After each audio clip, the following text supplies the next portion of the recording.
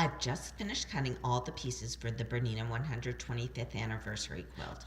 So over here I have my feature fabric, my binding, my embroidered cornerstone fabric.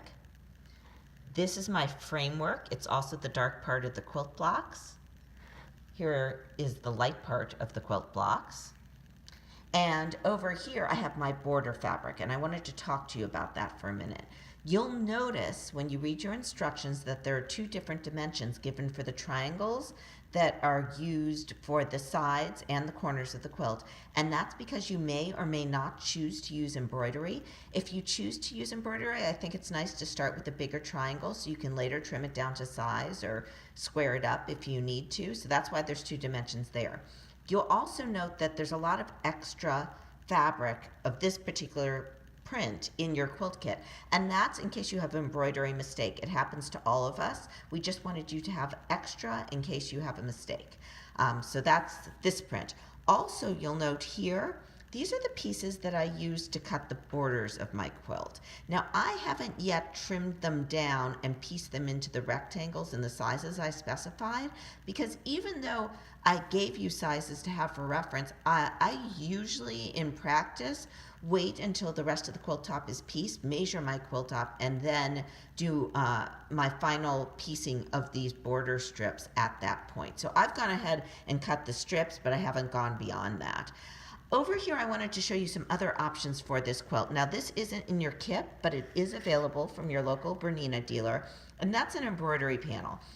And we call it an embroidery panel because it has all the motifs from this quilt actually printed on the fabric in the right size.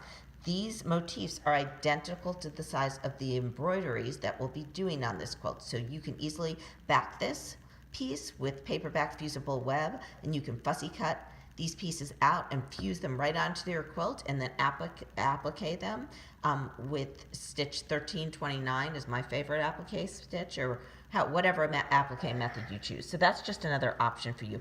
This panel does come in gold as well as in black, so you have two options there.